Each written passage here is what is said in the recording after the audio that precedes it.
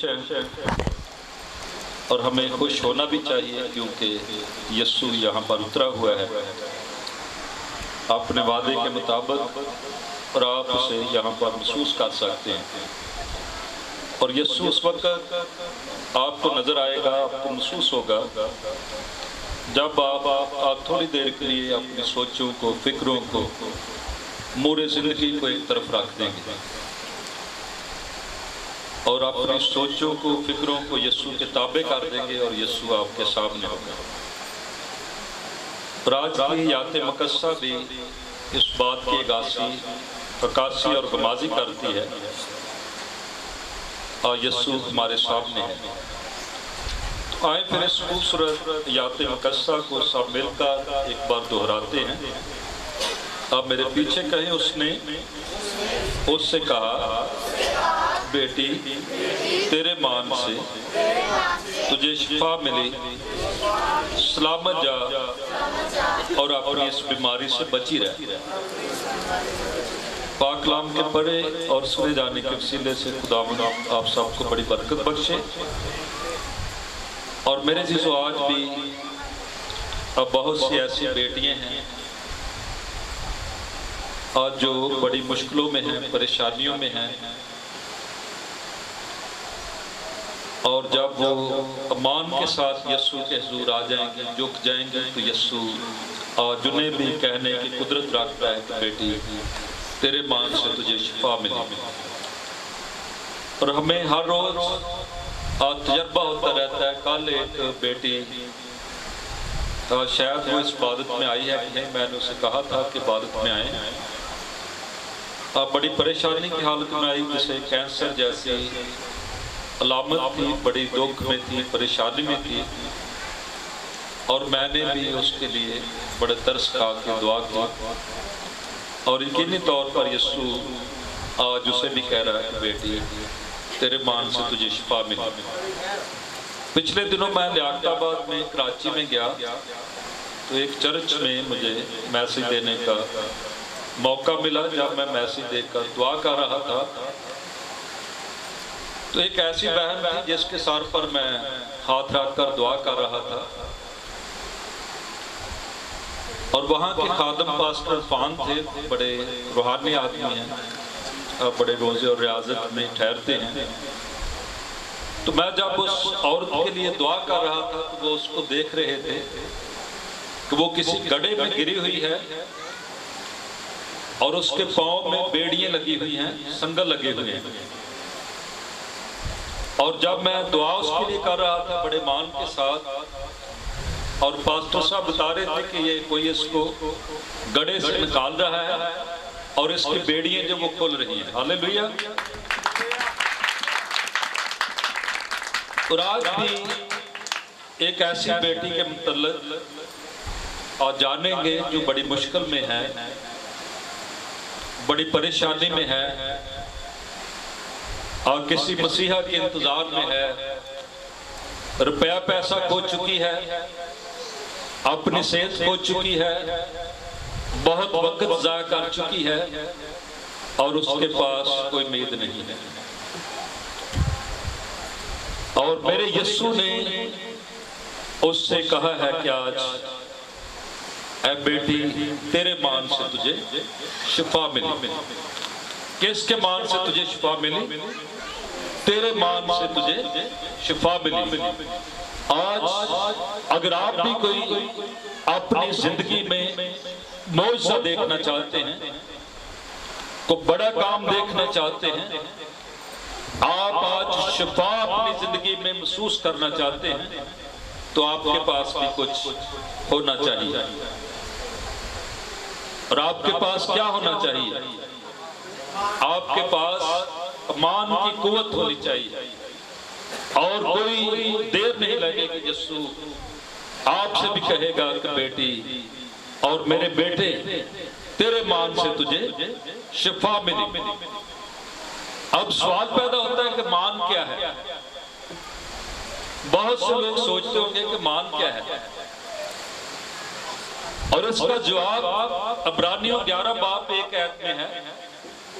Pastor रियाज साहब उसका जवाब दे रहे हैं खुदा के कलाम से जिनकी वाकफियत है वो तो जानते हैं। इब्रानियों 11 बाब 1 आयत में है कि आप ईमान उम्मीद की हुई चीज़ों का अतमाद और अनदेखी चीज़ों का सबूत है। वो ऐसी चीज़ें जो आपने देखी नहीं है और लेकिन आप ईमान रखते हैं कि ये हम जरूर देखेंगे, और जब आप इसे देख लेते हैं, अतकाद रखते हैं, इसका नाम अमान है जब आपको सबूत मिल जाता है। और जिस तरह मैं कहता हूं कि इस दीवार के पीछे एक ऊंट खड़ा है, बज़ाहिर आपको नजर नहीं आ रहा, आप उसे देख नहीं रहे, आपके सामने नहीं है, लेकिन जब आप बाहर जाते हैं तो आप अमान के रख लेते हैं, मेरी बात पर यकीन करते हैं, लेकिन जब बाहर जाते हैं तो आप उसे देख लेते हैं। इसका नाम ईमान है। और ये ईमान आपके अंदर कैसे जड़ पकड़ता है, कैसे आपके अंदर पैदा होता है, इसके बारे में अगर आप पढ़ना चाहें तो रोमियो 10 बाब उसकी 17 आयत में आप पढ़ सकते हैं। वहां पर लिखा है बस ईमान सुनने से पैदा होता है और सुनना मसीह के कलाम से। कलाम से क्यों? क्योंकि जब आप कलाम को रूह और सच्चाई के साथ पढ़ते हैं, यकीन और भरोसे के साथ पढ़ते हैं, जब आप कलाम के अंदर मौजूद को देखते हैं, लोगों को शिफा मिलते देखते हैं, तो आपके अंदर भी ईमान आस्ता आस्ता जड़ पकड़ना शुरू कर देता है। और सुनना मसीह के कलाम से जब आप सुनते हैं, पढ़ते हैं, तो फिर आपके अंदर ईमान पैदा होता है। और कलाम के अंदर ईमान की क्या अहमियत है, इसके लिए पहला पतरस 1 बाब 7 आयत को अगर हम पढ़ें तो वहां पर साफ तौर पर लिखा है, और ये इसलिए है कि तुम्हारा आजमाया हुआ ईमान जो आग से आजमाए हुए फानी सोने से भी बेश कीमत है। वो ईमान जिसका आप अपनी जिंदगी में तजर्बा कर लेते हैं, अब वो उस सोने से भी ज्यादा कीमती है जो भट्टी में तपाया जाता है, भट्टी में आग से बनाया जाता है और बड़ा कीमती होता है। उस सोने से भी बेश कीमत है जो आपके अंदर ईमान जड़ पकड़ता है। और मेरे अज़ीज़ों, ईमान लाना जरूरी क्यों है? आप क्यों ईमान लाते हैं और आपके लिए ईमान लाना क्यों जरूरी है? इसके लिए इब्रानियों 11 बाब 6 आयत को पढ़े तो वहां पर लिखा है कि बगैर मान के उसको पसंद आना नामुमकिन है, इसलिए कि खुदा के पास आने वाले को मान लाना चाहिए कि वो मौजूद है और अपने ताल्बों को बदला देता है। और मेरे अज़ीज़ों, अगर आप खुदा के साथ मुलाकात करना चाहते हैं, आप खुदा के ताल्बों में अपना नाम लिखवाना चाहते हैं, आप अपनी जिंदगी में मौजज़ा देखना चाहते हैं, तो आप ये मान रख लें कि खुदा यहाँ पर मौजूद है। जिस तरह खुदा के खादम भाई इलियास दुआ में जिक्र कर रहे थे, मैं खुदा की हुजूरी को यहाँ पर मौजूद महसूस कर रहा हूँ और हमारा खुदा यहाँ पर मौजूद है, हमारा खुदा यहाँ पर उतरा हुआ है। और जिसका मान है कि खुदा यहाँ पर उतरा है हुआ है और उसकी मौजूदगी यहाँ पर मौजूद है, अब वो जरूर आज यहाँ पर अपनी जिंदगी में मौजज़ा देख सकता है। और खुदा के पास आने वाले के लिए लाजमी है कि वो ये यकीन कर ले कि खुदा यहाँ पर मौजूद है। और मेरे अज़ीज़ों, याकूब क़याम था तो उसके 5 बाब 13 से 18 आयत को पढ़ें तो वहां पर लिखा है कि जो दुआ ईमान के साथ होगी उसके बैस बीमार बच जाएगा, और जो दुआ मान के साथ होगी, और जिस दुआ में मान का अंसर होगा, और जिस दुआ में मान की कुव्वत होगी, तो बीमार जरूर बच जाएगा, ख्वास की कितनी ही बड़ी बीमारी ना हो। और आगे चलकर लिखा है कि उसके गुनाह भी माफ हो जाएंगे और खुदा उसे दोबारा उठा खड़ा करेगा, बहाल करेगा। और दो लोगों की यीशु ने तारीफ की है, मान की। एक तो आज की तिलावत में यीशु ने उस औरत से कहा कि बेटी तेरे मान से तुझे शिफा मिली और सलामत चली जा। और फिर एक सूबेदार भी यीशु के पास आया, उसने यीशु के सामने मिन्नत की, यीशु के सामने झुक गया क्योंकि वो सूबेदार था, बड़ा ओहदा रखता था। और उसने यीशु से कहा कि मेरे खादम को जो घर में दर्द में मुब्तला है, बड़ी तकलीफ में है, ऐ यीशु आकर उसे शिफा दे। तो यीशु ने कहा कि ठीक है, मैं आता हूं और उसे आकर शिफा देता हूं। लेकिन उसने कहा क्या यीशु, मैं इस लायक नहीं कि तू मेरी छत के नीचे आए, बल्कि यहां से ही कह दे तो मेरा खादम शिफा पा जाएगा। और मेरे जीजो, यीशु ने उसकी तरफ देखा और कहा कि मैंने इस्राएल में भी इतना बड़ा अमान नहीं देखा। और मेरे जीजो, हमारे अंदर भी ऐसा ही अमान होना चाहिए। और जब सूबेदार ने इतना बड़ा मान रखा तो अकलाम में लिखा कि उसके नौकर ने फौरी शिफा पाई। अब फिर देर नहीं लगी। आज की तिलावत में यीशु एक औरत से मुखातब है और उससे कहा कि बेटी तेरे मान से तुझे शिफा मिली। ये पहली औरत है जिसे यीशु ने बेटी कहकर पुकारा है। और कोई बता सकता है कि ये औरत कौन है? ये बड़ी मशहूर औरत है, बड़ा मशहूर वाक्य है। हाँ, ये 12 बरस की वो रोगन है और जो एक ऐसी बीमारी में मुब्तला है। और जब ये बीमारी लग जाती है तो उस औरत को नापाक समझा जाता है और उस औरत के लिए शरीयत अब में हैकल के दरवाजे बंद हो चुके हैं और ये जिस चीज पर बैठती है उसे भी नापाक समझा जाता है। और ये औरत आम मजमे में दाखिल नहीं हो सकती, आम रसूमात में, शादी ब्याह में इसको जाने की इजाजत नहीं है।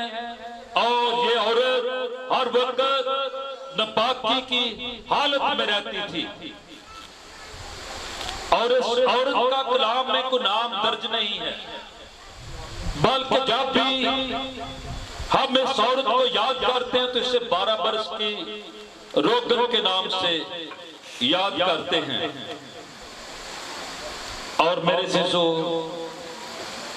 ये बहुत बड़ा हिस्सा अपनी जिंदगी का खो चुकी है। रुपया पैसा इलाज करवा कर इसके पास अब रुपया पैसा नहीं है। इसकी सेहत इतनी कमजोर हो चुकी है कि ये करीबन मर्ग है। तमाम हकीमों और डॉक्टरों की दवाइयां आजमा कर ये थक चुकी है, बल्कि इसके मुतालिक लिखा है कि ये डॉक्टरों हकीमों से उकता चुकी है। उनकी दवाइयां खा खा कर ये अकता चुकी है। अब इसके पास कोई उम्मीद नहीं है। और मेरे जीजो, एक दिन बड़ा शोर बरपा हुआ और लोग उस रास्ते से बड़ी हजूम की सूरत में गुजर रहे हैं, बड़े से मौजूद का जिक्र कर रहे हैं। तो इस औरत ने उनसे पूछा कि आप कहां से आ रहे हैं? तो उन्होंने कहा कि एक मसीहा आज दुनिया में उतरा हुआ है, एक मसीहा और यहाँ पर जलवा फरोज है और बहुत से लोग शिफा पा रहे हैं। कोई भी मायूस नहीं लौटता, मुर्दे जिंदा होते हैं, अंधे देखते हैं, कोड़े पाक साफ होते हैं, लंगड़े चलते हैं और तरह तरह के बीमार अच्छे होते हैं।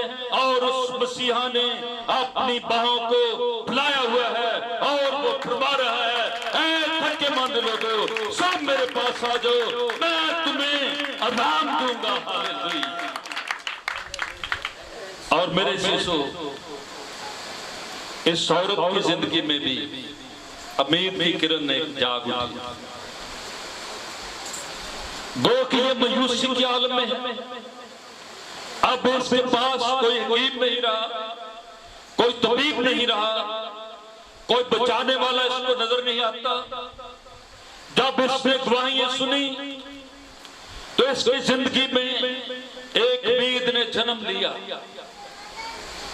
और उसने अपने दिल में कहा कि मैं तो नापाक रहती हूं, शायद मैं उस मसीहा को छूऊंगी तो हो सकता है कि वो मसीहा भी नापाक हो जाए। लेकिन मेरे जीजो, वो ये नहीं जानती थी कि वो ऐसा मसीहा है जो उसको नापाक भी छूता है वो भी पाक साफ हो जाता है।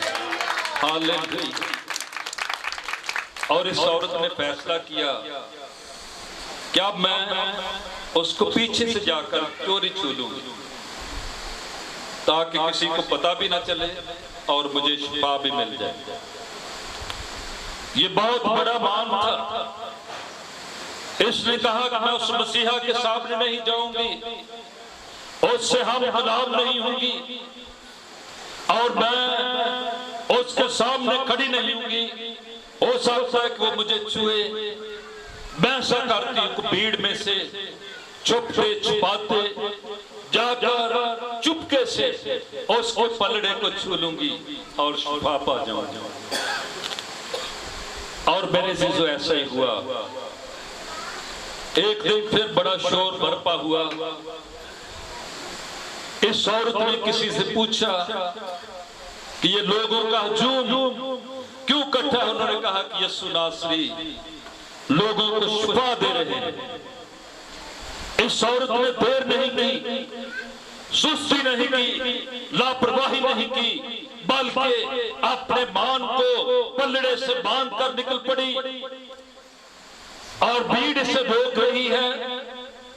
और लेकिन इसने भीड़ की परवाह नहीं की और ये छुपती छुपाती भीड़ में से कोसती हुई जाकर यीशु तक जा पहुंची और इसने चुपके से जाकर यीशु की पोशाक को इस तरह छू लिया और इसकी 12 बरस की मरज एक दम में खत्म हो गई। हालेलुया। और मेरे जीजू, यीशु ने कहा कि मुझे किसने छुआ है। शागिर्दों ने कहा क्या यीशु, इतनी भीड़ है, हजारों के हिसाब से लोग हैं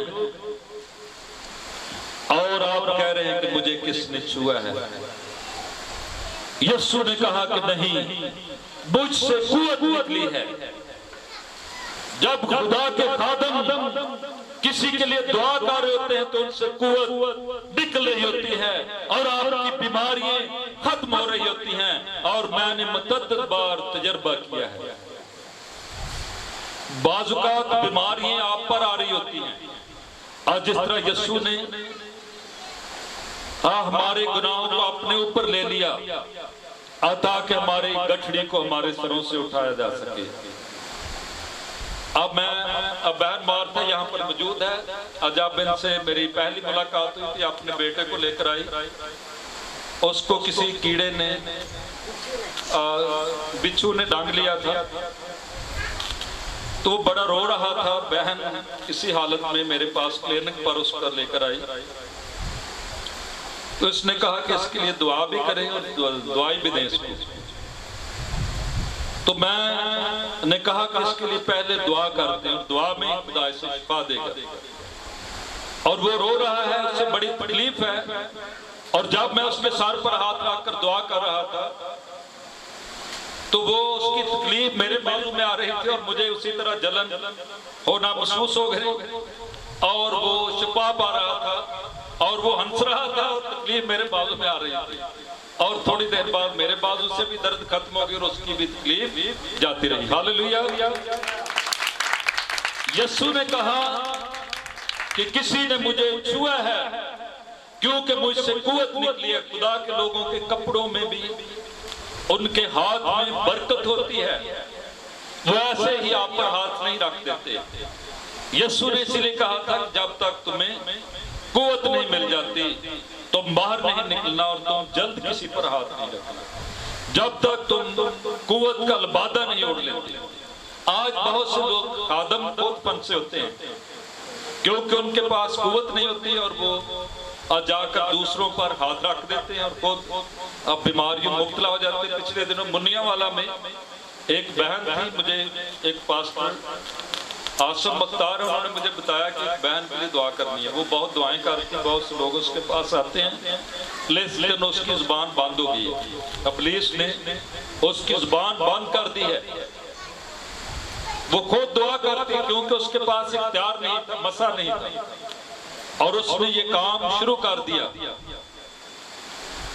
और जब हम वहां पर गए दुआ की तो उसकी जुबान खुल गई और मैंने उस औरत से कहा कि मैं आपके सर पर हाथ रखता हूं, आप उसी तरीके से दुआ करें जिस तरह पहले जोश से दुआ करते। और वो अब बड़ी बुलंद आवाज से दुआ करने लगी और खुदा ने उसकी जुबान को खोल दी। लेकिन अफसोस साथ अफसोस उसके पास कुव्वत और इख्तियार नहीं था, लेकिन उसने ये काम शुरू कर दिया। यीशु ने कहा कि मुझसे कुव्वत निकली है। क्या यीशु नहीं जानते थे कि मुझे किसने छुआ है? वो तो दिलों और गुर्दों को जानने वाले खुदा हैं, वो मुख्फी भेदों के खुदा हैं, मकाशवात के खुदा हैं, तसल्ली के खुदा हैं, तशफ़ी के खुदा हैं, रहम के खुदा हैं, जिंदगी के खुदा हैं। तो क्या वो नहीं जानते थे? यीशु जानता था और वो चाहता था कि जिसको शिफा मिली है वो सामने आएगा कि उसने मुझे चोरी छुआ है, लेकिन वो अपनी गवाही पेश करे क्योंकि उसको शिफा मिल चुकी है। और ऐसा ही हुआ, वो औरत डरती हुई कांपती हुई यीशु के सामने आकर गिर गई और उसने लोगों के सामने खुदा के बड़े बड़े कामों का जिक्र किया और कहा कि मैं शिफा पा चुकी हूँ। आज मेरे जीजो जब बाप की जिंदगी में भी कोई बड़ा काम होता है, कोई खुदा की कुदरत ज़ाहिर होती है, तो आप खामोश न रहें, उसके बड़े बड़े कामों का जिक्र लोगों के सामने, कौमों के सामने, उम्मतों के सामने करें, जिस तरह इस 12 बरस की रोगन ने अपनी गवाही पेश की और यीशु के जलाल को ज़ाहिर किया। खुदावंद आज के पाक कलाम के पढ़े और सुने जाने के वसीले से आप सबको बड़ी बरकत बख्शे। और मैं आखिर में बच्चों का नूर टीवी के जो नुमाइंदे यहाँ पर मौजूद हैं, पिछले दिनों इन्होंने